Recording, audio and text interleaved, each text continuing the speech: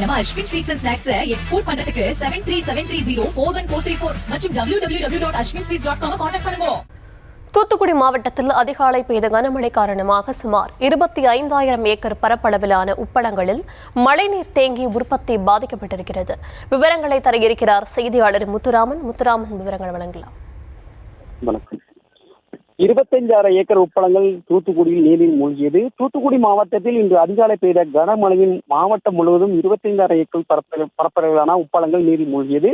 தூத்துக்குடி மாவட்டத்தில் வேம்பாறு, தருவைக்குளம், வெள்ளப்பட்டி, எம்ஜிஆர் நகர், முத்தையாபுரம், ஆறுமநேரி உள்ளிட்ட பகுதியில் சுமார் 25,000 ஏக்கர் பரப்பளவில் உப்பு உற்பத்தி செய்யப்படுகிறது.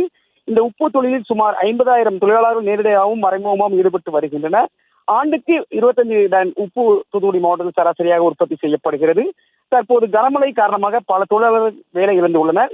கடந்த ஆண்டு மழை சீரான இடைவெளியில் பெய்யாததால் உப்பு உற்பத்தி மிகவும் பாதிக்கப்பட்டு குஜராத்திலிருந்து இறக்குமதி செய்யப்பட்டது குறிப்பிடத்தக்கது. இதன் காரணமாக இந்த உப்பளங்களில் உள்ள தண்ணீர் அதிகமாக இன்னும் வடியான காரணத்தினால் உப்பள உரிமையாளர்களுக்கும் ரொம்பவும் நஷ்டம் ஏற்பட்டுள்ளது. இதன் காரணமாக உப்பள உரிமையாளர்கள் தங்களுடைய வாழ்வாதாரம் பாதிக்கிறது என குறிப்பிட்டுள்ளனர். விவரங்களுக்கு நன்றி.